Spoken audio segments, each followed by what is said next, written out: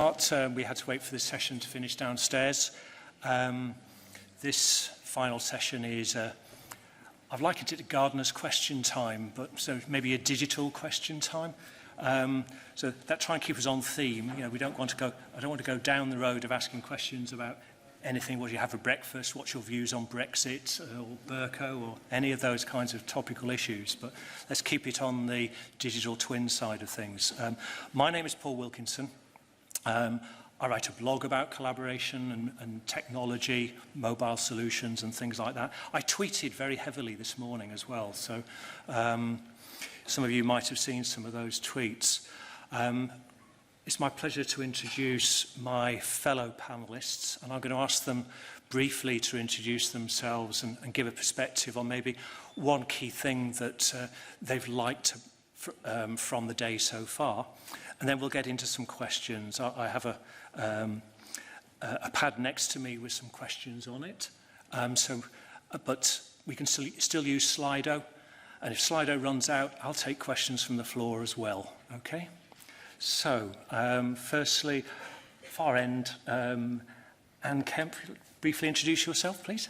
Well, you are going to regret the gardener's question because, of course, what I'll say is my pride and joy is my potting shed at the end of the garden. But moving rapidly on from that, I'm Anne Kemp. I work for Atkins. I'm chair of the UK BIM Alliance, which also hosts the Building Smart UK and Ireland chapter. I'm the convener for what you will immediately recognise, ISO 19650. That has lifted what we've been working hard on in the UK around BIM to an international standard. It is about whole life. It is anticipating what we need from the National Digital Twin. So I'm really excited about that. So the UK BIM framework being the foundation for the National Data Twin. And I think what I'm excited about is that we can really start to look at what the societal benefits will be. This is not just about the construction industry anymore. Okay, and Bhupinder.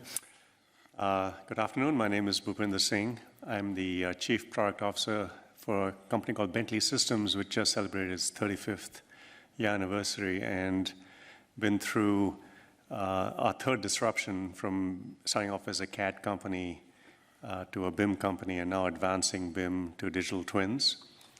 And what we're particularly excited about being able to offer sort of an open platform for cloud, mobile, web, digital twin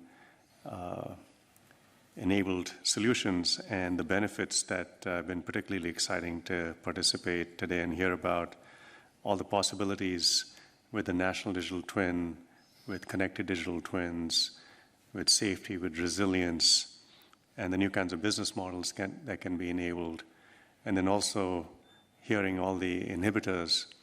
I was particularly struck with earlier today, people talking about the data silos and 95% of the data being inaccurate and 75% of the data being missing.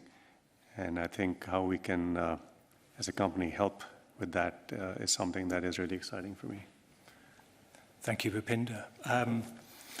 One of the points that was raised this morning by Jamie Radford was some interesting statistics from the assessment work that he'd undertaken. And one of the figures that I picked out was that 62% of owners still think designs are produced largely in 2D.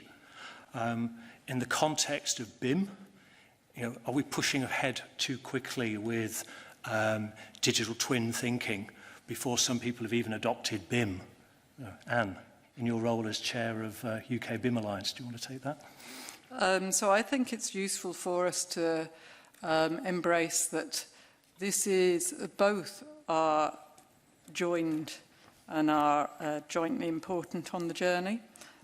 So the language might be changing, but what we're doing is still very much based on what has come before. So the emphasis we've really come in moving BIM Level 2 to an international standard is that we really are talking about managing information. Certainly from a built environment perspective, most certainly from a whole life perspective. So it really is setting the foundations, the basis for where we want to go with the National Digital Twin.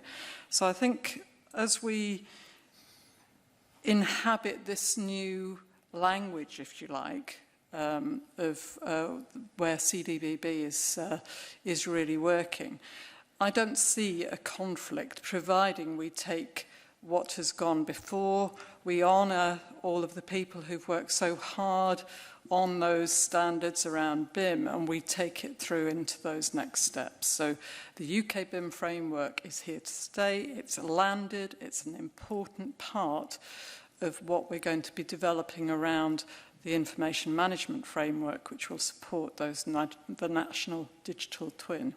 So if we're thinking about managing information, the tools that we use and what are enabled through that are a consequence, but they're not the be-all and end-all. It's not just about 3D modelling. You use 3D models if they are actually going to help and deliver on the purpose and the questions that you really want to be addressing in making your critical decisions. So I think the emphasis needs to change, perhaps. Our priorities, our motivations, I actually think are really strong now. I think uptake on what we used to talk about as BIM Level 2 was much clearer when we're talking about the integration across the UK estate, being able to get deeper insights across the sector, across cities, across the countryside, which will benefit society, it will benefit environment. Bhupinder, as a solutions vendor, Anne has talked about the tools there. From your perspective, what is the connection from BIM through to digital twins? Well, as Anne pointed out, the I in BIM is information. So it is definitely an evolution. And if you look at the Gemini principles, and I was making note of all the different boxes in there, which I think reinforces what Anne was saying, that all the work that's been done in your BIM level standards is only being extended when you talk to digital twins. You're not just discarding that whole advancement, if you will. So for us, we look at it as advancing BIM, advancing to get to information from data. You have to go through some fundamental constructs. And I think the center of your 9 box in the Gemini principles, which had federation, openness, insights, evolution, conveying, I think evolution is one of the boxes in the Gemini principles, which talks about everything being incremental, as opposed to, well, forget about all the stuff you did and let's start with something different. And the openness, because the aspect of BIM that in some cases people struggled with was ending up with what some people have called dark data.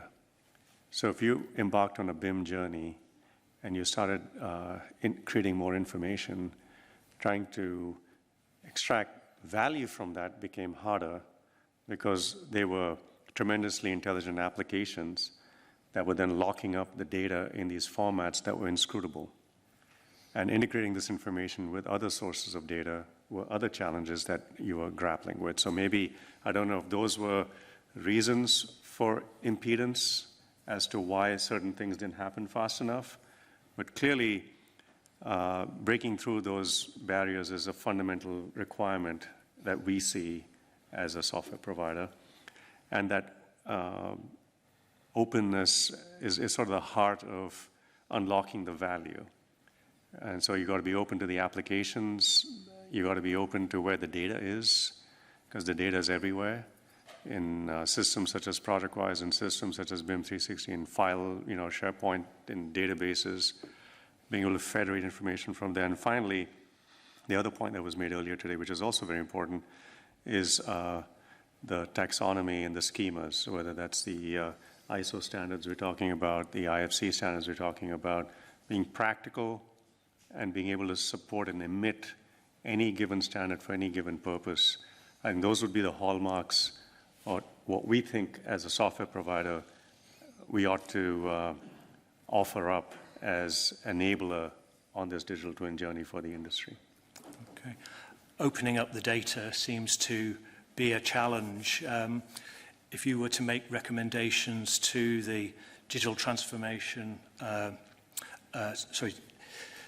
digital framework task group, what influence could they bring to bear on the different industries to support the open sharing of data? Anne? Well, I sit on the digital framework task group, so that's yeah, okay. What I was about to say is, if we think of BIM as being better information management, that helps us. And the joy I have in seeing actually the progress with Digital Build Britain and the National Digital Twin is that actually we're seeing that actually it doesn't matter where the data comes from. Actually, how we use that data and integrate it is the exciting bit. So actually, given that I'm a geographer and actually geospatial is close to my heart, the fact that that has become a part of the landscape is hugely exciting. But that's talking about it from a technology perspective, but it also is from a sector perspective as well. And I've talked at ICE for quite a while now as the invisible superhero digital dynamo as well. And it is all about, let's try to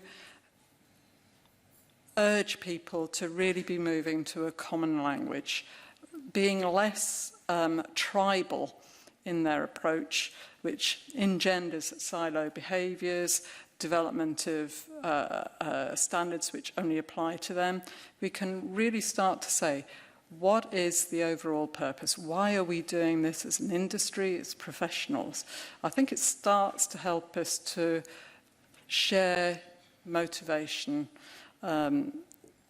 energy, enthusiasm to actually get us to a point where we move on from the problems that we take for granted and we accept at the moment. And for what I'd like to do is that we challenge those, that we don't have to do it that way. And I think it is all around what is the overall purpose? Why are we here? We want to make a difference. We want to make a better world. We want to be able to respond to disasters, to people who are suffering, whether it be a disaster, whether it be a drought, whether it be from an environmental crisis, whether it be, unfortunately, from warfare, etc. And I know that's huge. I'm really pulling back. But when it comes down to it, some of the things that we debate about and we talk about and we're not prepared to compromise, it actually seems pretty petty, doesn't it? So I think if we could challenge ourselves individually, we do need a cultural change if we are going to move forward.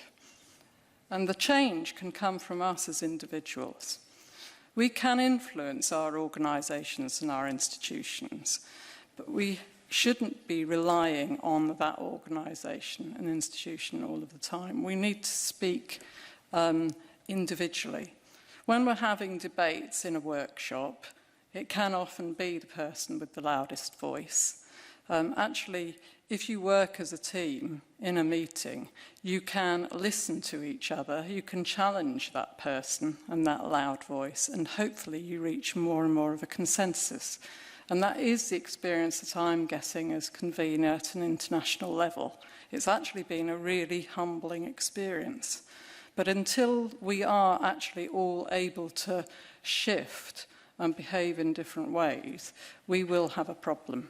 So I know I've digressed a wee bit, Paul, but I do think that actually we need to be thinking of this from an individual perspective, and we need to individually be braver. Yes, people are going to challenge and disagree with us, but actually getting to yes means that you have to listen, and then you have to be able to talk in a way that other people will understand. And I think that is sort of having gone from the big issues to the microcosm of an individual. That is what we need to be doing to be able to really integrate and tackle the challenges ahead of us. Right.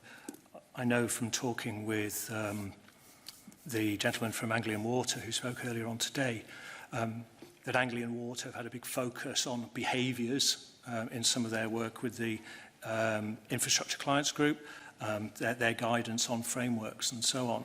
But I pose the question really to Bhupinder, you know, is it the software that enshrines the behaviours, or is it the behaviours that's reflected in the software?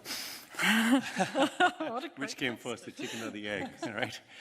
Well, I think from a standpoint, you have business processes and effective solutions. Today, what is possible with the promise of a connected digital twin, I think, are connected digital workflows. Right? We're all getting accustomed these days in our personal lives to get notifications, you know, when the traffic's building up, right? You have an appointment on your phone. It says, well, traffic's building up. If you need to leave to make that appointment, it's alerting you on something in your personal life, whether your flight's delayed. Wouldn't it be great if our infrastructure is alerting us the same way?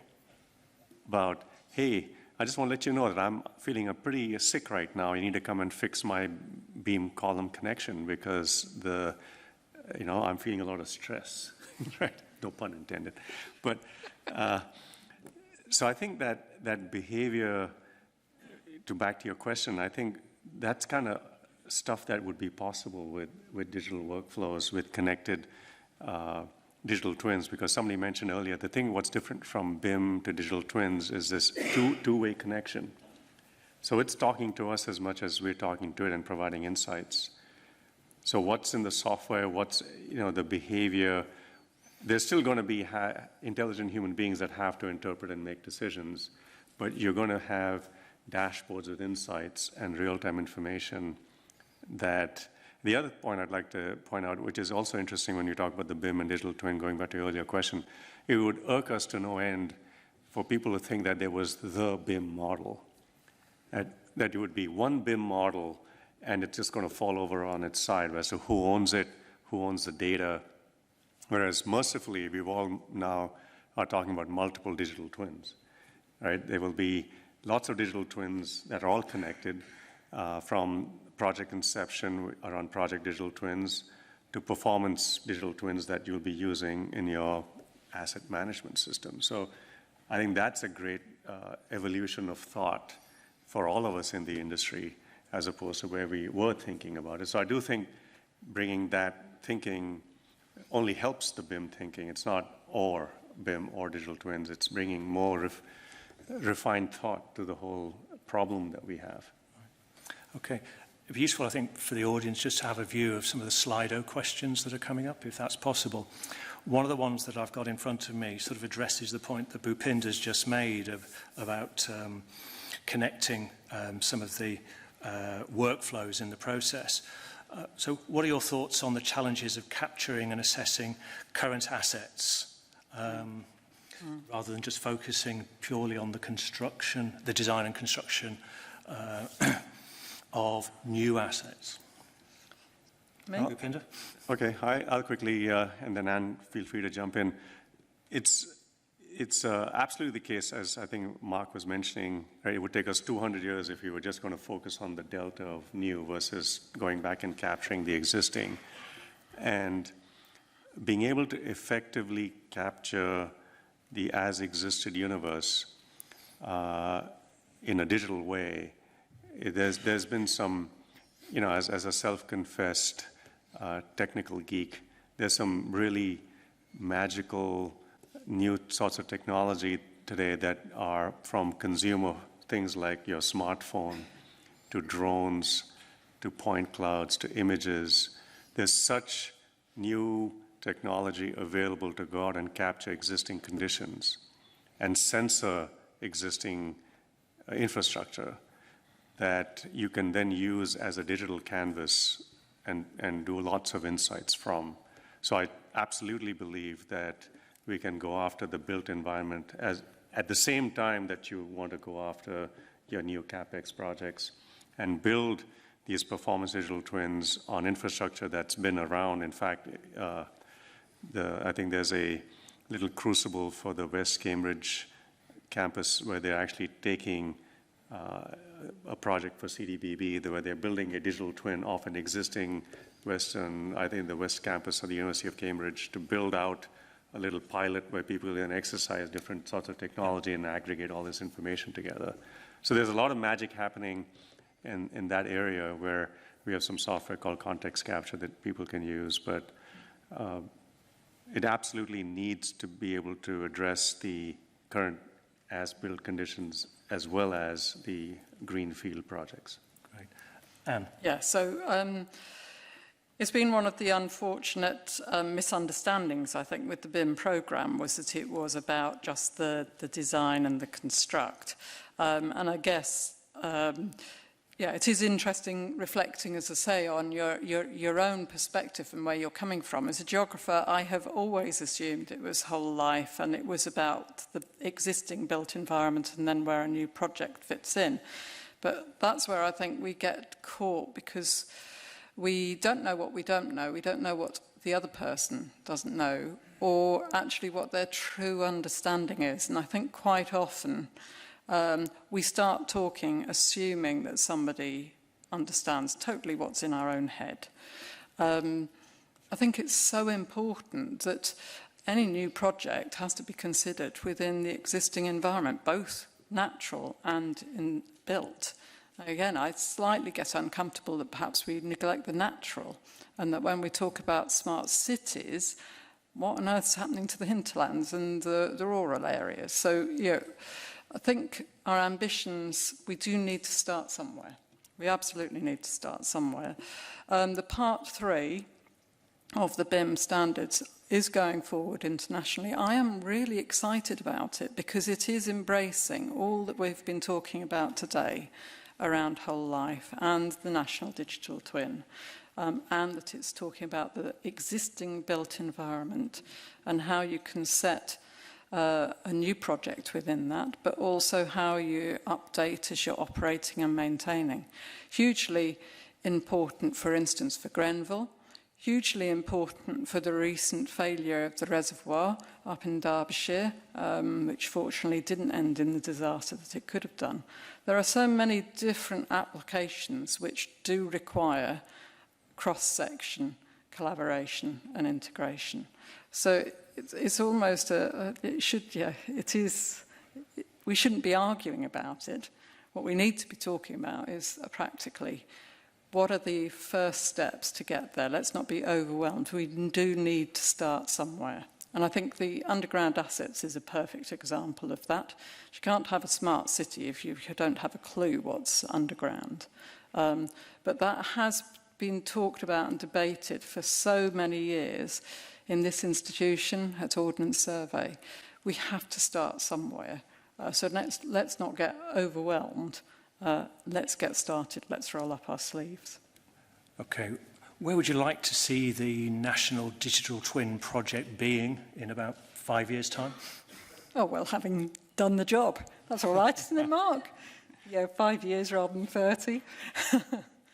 I think it would be fantastic if we'd got the overall plan for the information management framework, which will provide the basis for the National Digital Twin, established such that we've got the standards process started at international and European and UK level.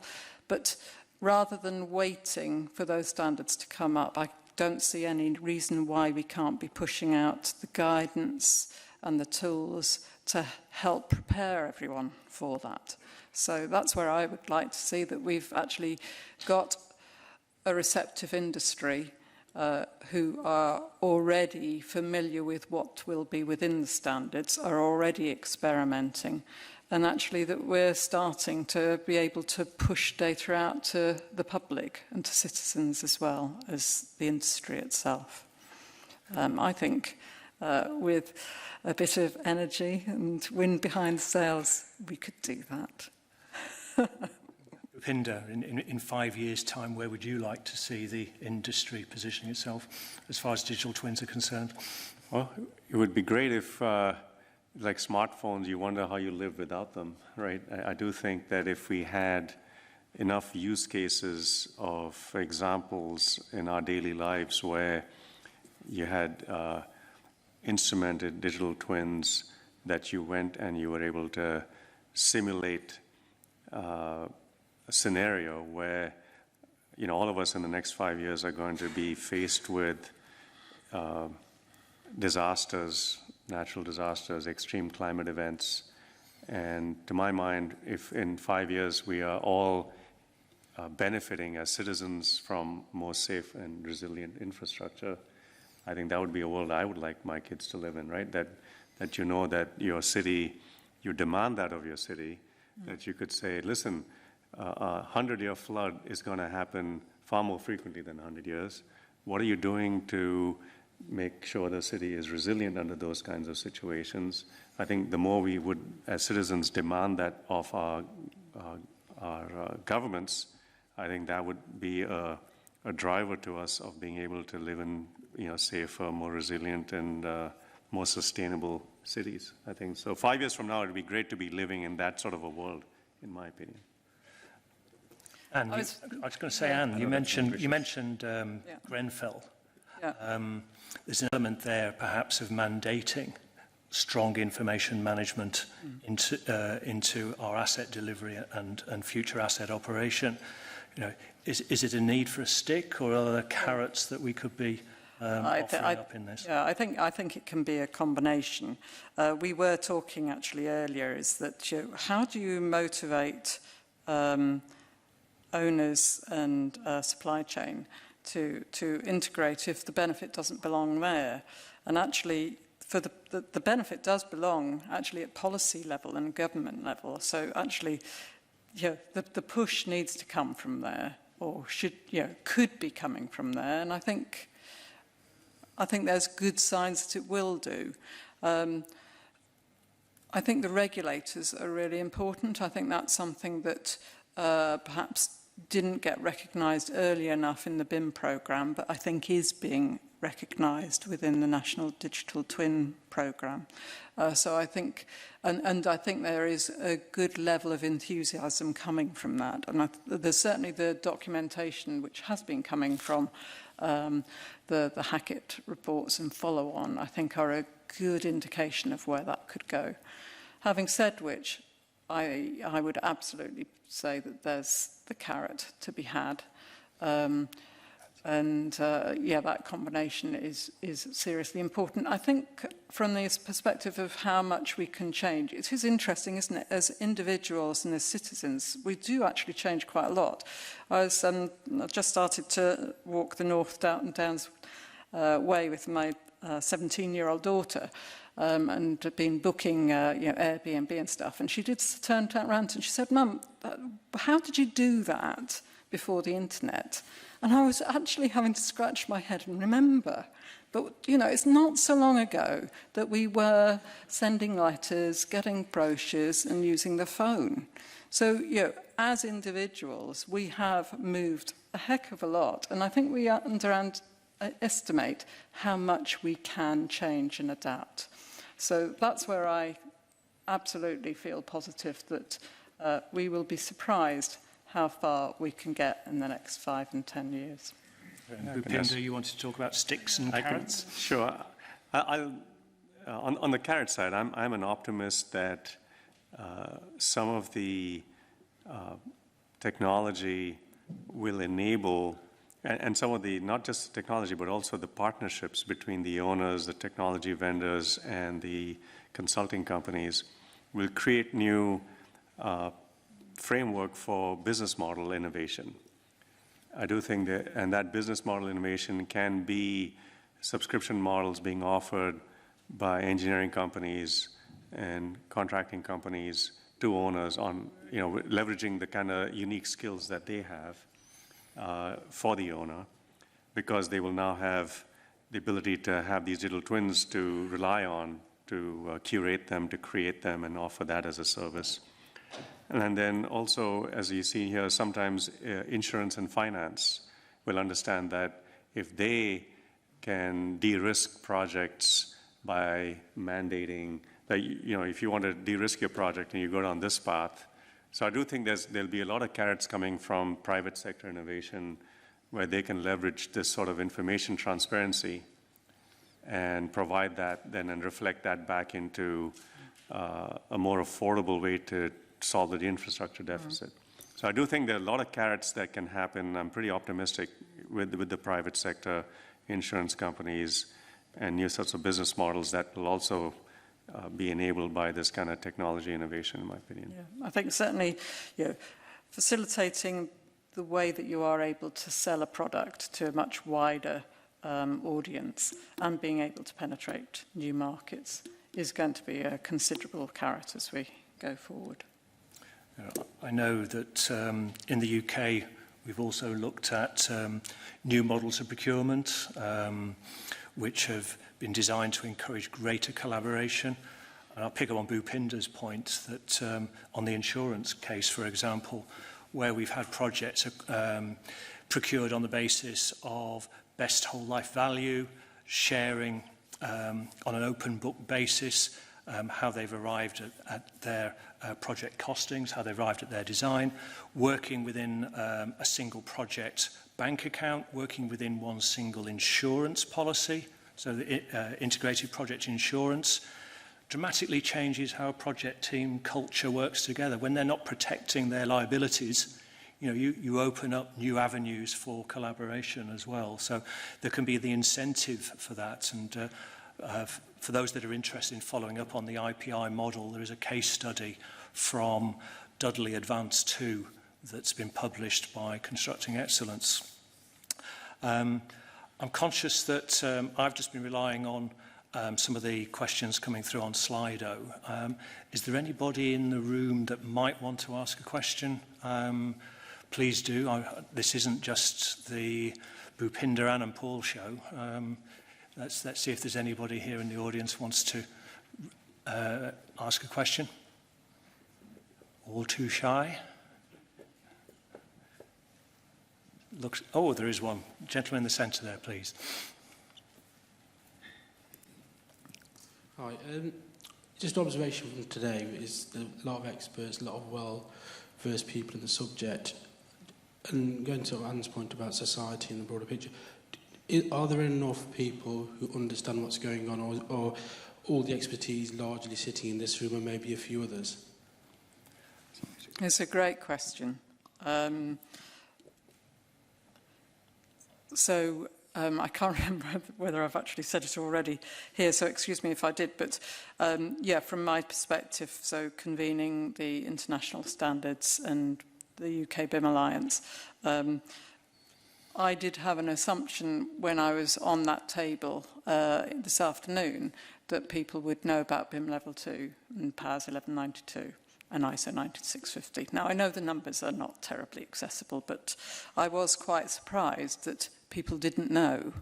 And I think that's a really timely insight and wake-up call, that as we move into the National Digital Twin, it is a much broader audience than necessarily it was when we were working to the government construction strategy. And we need to make sure that the messages are relevant, and we need to make sure that we are offering something which is appropriate to that much wider audience. So I'm really grateful of that to happen today. And some of you may say, well, it's obvious, but sometimes maybe we just need that reminder. It's a really great question.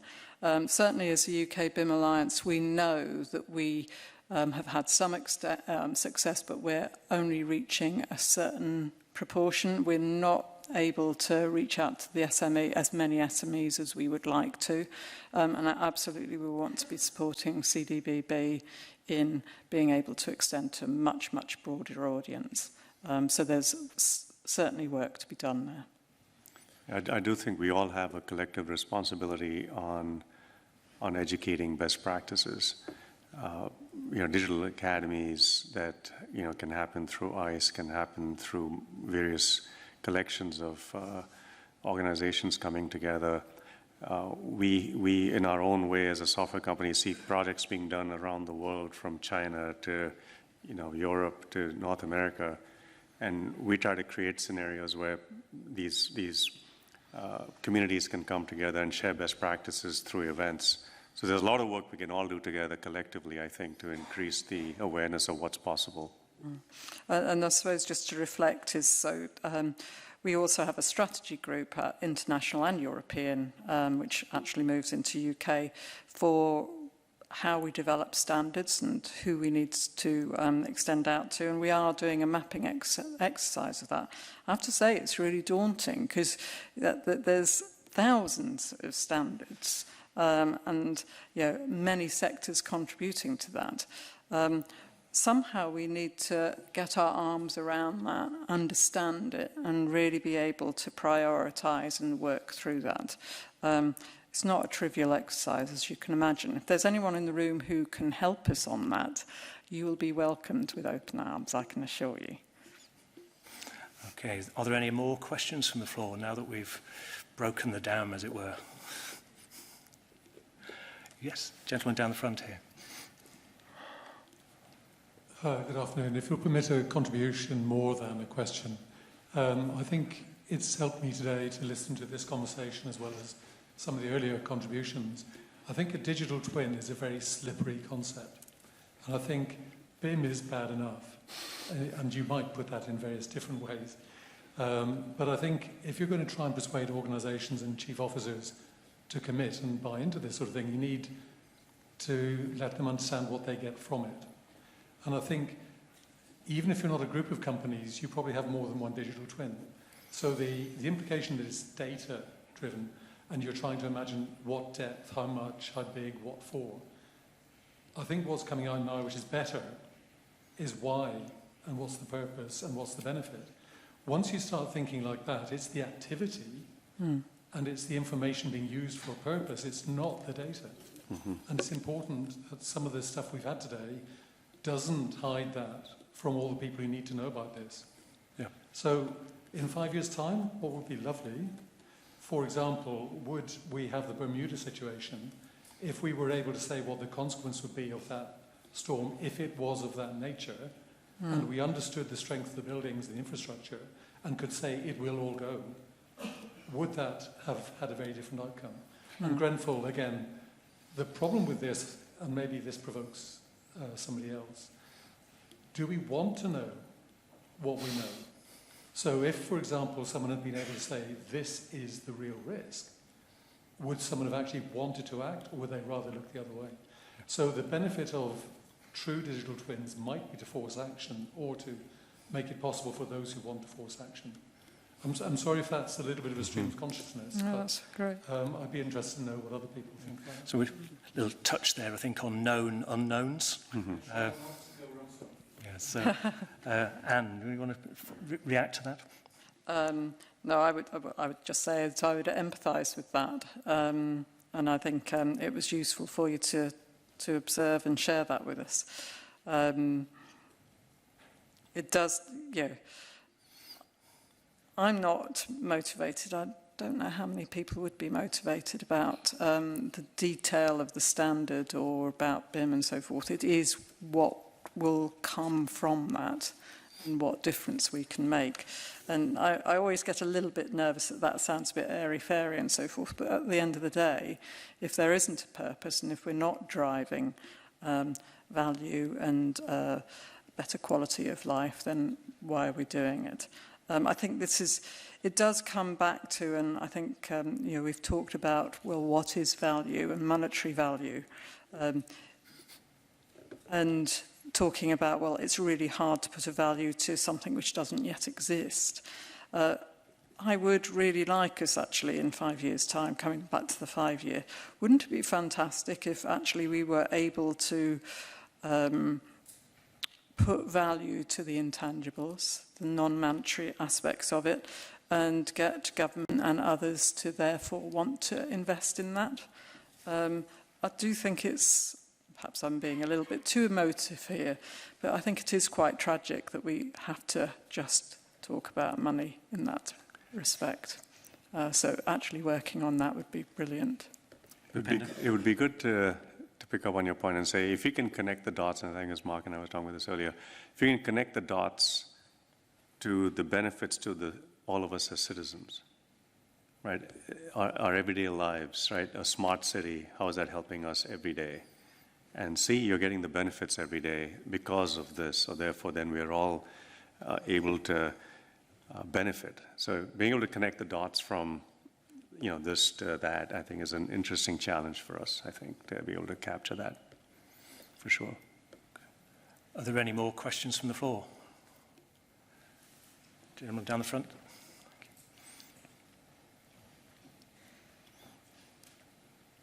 Thanks. Chris Jones, Northumbrian Water. Slightly heretical question maybe, but a lot of the systems that we're envisaging that we'll include in digital twins are certainly not covered by BIM. There's network models, and many of them, natural systems, are not even part of the built environment. So is this conversation too much about BIM and too much about built environment to be fully encompassing everyone who might be interested in what the national digital twin can do? Certainly I can take a start at that. We don't believe that there is a given starting point, that you don't have to start with a BIM model, right? The digital twin can be a process digital twin that's just about your water network, and you start with that. Now, for us to use that phrase twin has to imply something. That means there's a two-way conversation you're having with some existing process, right? So then you can make some decisions. Now, the fact that, so I think it's a mistake to frame into people's minds here that there's a BIM model or there's a 3D model as the only starting point. We do think there are plenty of resilience use cases where you could start with a process digital twin and make a whole bunch of valuable insights and start a certain way with that, and then just think of sensors and other kinds of dashboards and alerts, right? And then add these things over time. So you would evolve based on whatever particular pain point you're trying to solve. So I completely get your point that let's not make the other mistake of saying you have to start from CAD, then go to BIM, and then you get to digital twins. Exactly. Sorry, Bhupinder. So again, I think this may be me coming from being a geographer, geomorphologist. So I don't make a distinction between built environment, natural environment. I've worked with Environment Agency. They're actually doing some fantastic work, working with slope, stability, flooding, and so forth. I would encompass that with the standards for managing information. So I think that's been some of the difficulty about the way that this has been communicated in the past. I think it's been necessary to some extent to get the construction industry on board, but from the point of view of where we're going with the international standards, we are talking about any information which is relevant to support a national digital twin, but starting from the point of why are you doing? What is the purpose? So it is really getting you to think at a high level, what are you trying to achieve here? What is the information which is required for that? And then get it in the, I'm almost wanting to not say format, but in the form that will actually help you make that decision. So it won't necessarily be a 3D model. It's what will allow you to make that decision and which will be accessible to the people who are making that decision. Now, actually, ultimately, the technology does offer for us to have sophisticated models, which may be 3D, 4D, etc., etc. But let's be mindful of what we're trying to achieve and who is going to need to use that information. So I think as we move forward, actually, we've learned the lessons of the past, is that the emphasis, what seemed to be very much on design and construct, actually we're in a very different world now, but it does mean that we can carry some of the concepts and principles and the lessons learned into that and flex so that actually it does deliver the vision that we've presented today. Does that help?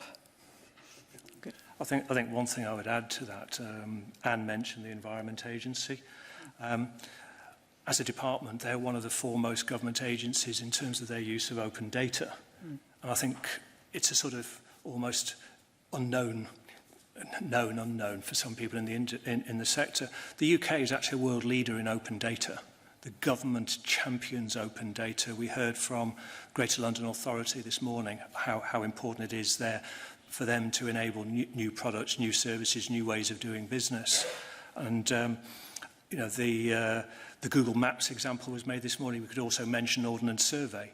You know, a lot of people interface with the data about their built environment through map-type environments, not necessarily built environment-based information sources. And if I think about my own use of open data, you know, I select which bus I'm going to collect because Transport for London tell me that the 108 is going to be at Kirkside Road in 3 minutes. You know, and I know how quickly it's going to get me to North Greenwich Station and when a Jubilee Line train is going to come. You know, that's just me using, as a consumer, open data that's been made freely available and exploited by businesses who are delivering apps into the marketplace. You know, and that's the kind of opportunity that we have in the industry to shift thinking away from just being focused on the 3D built environment, to look at how it enhances the outcomes for end users of our infrastructure and so on. Anybody else got any other questions? Right. Hi. So there's maybe a bit around, is there a marketplace to be established then for almost collecting some of that data? So your data about the bus could be obtained in a couple of different ways. The company that wants to provide that to you, Google Maps or whatever here, or there must be a couple of places they could be getting that data from. There should be a, you know, cents per sensor kind of pricing model that could be established that allows stuff to be or you go down or down, or you know, how would we get into almost providing a list of asks that companies could be going, oh, we've got some data, or we've got a cunning way we could be building a model that would provide information that would fulfill this request. How far are we from sort of thinking about that sort of stuff, do you think? I think some of that thinking is out there at the moment. I mean, the default model is to make it open. Gentleman at the back. So it's Andrew Scullin. I can probably help with that in that there's a very, very intelligent team that used to be part of Google Play that span off to create what they call Fetch AI. And it is a blockchain technology for automated autonomous economic agents, which is their name for a computer program that can think, trading in data from sensors to enable a completely new economic ecosystem on the internet that will allow information to be traded for financial reward between automated systems. And this is happening now. It's interesting you bring that up because there's a lot of stuff going on over there behind us that I think the civil sector is a bit blind to. And I've got a real concern actually that it's just going to overtake in a massive way. Just reading an article about how Google were doing a civils contract, I believe it's in Canada, for what would typically be a civils design and build, but because it required smart city type services on top of the new infrastructure, it was easier for Google to recruit a few structural engineers to do the civils bit than it was for the civils to get their head around the data bit. That's like now, and I think a lot of this stuff will overtake us faster than we realise because it's happening in other sectors. Okay, Bhupinder, I've got to bring you in on that one. I mean, Google now a competitor directly to Bentley? Well, certainly we think that the more open data there is, the more opportunities are for everyone. We view ourselves as a platform provider, and if more data flows into it from other sources, the better it is for all of us. And I'm familiar with some of the Google work and some of this blockchain work and stuff they've done with Sidewalk Labs. And there's a lot of tech companies, not only them, but also consulting companies, right? You say the McKinseys. So there are a lot of smart people coming to the infrastructure business because we're just so behind with the adoption of technology, right? There just is a productivity. All of you have seen the charts on, we're just one step above agriculture. So the disruption is going to happen in our space. It is going to involve digital twins. We're all in on openness. And we think that'll just be an inflection for success for many players to be successful, including people that can be in the value chain of data. And I think it's important to emphasise CDBB is absolutely multi-organisational and sector, so it's not just the civil side of things, and absolutely is reaching out to the data providers. And data is becoming increasingly a commodity. It is being seen as being value. The virtual model, the digital twin, I think a lot of people are seeing could be more valuable than the physical asset itself. And that the services that are provided, that will actually be where the value comes from. So it is going to be transformational. Whether the infrastructure industry can transform fast enough, or whether there will be some takeoff from technology and data providers, it'll be really interesting to see. But we've certainly had some really interesting, Bhupinder and I have been at GeoQuest, where we've had Microsoft and Bentley and Google there debating this sort of thing. So absolutely it is happening now. I'm an optimist. I think that actually there'll be some good collaboration coming through. And I think the work that is being done by CDBB, supported by government and BAEs, is really important in making sure that whatever the outcome is, and whoever is doing that, it'll be the right one. Okay, I'm conscious that there are probably cold beers and wine glasses being prepared for us next door. Does anybody want to risk the wrath of everybody in this room by asking another question? Okay, I think we'll call it a day there. Can I ask you please to thank Bhupinder Singh and Kemp?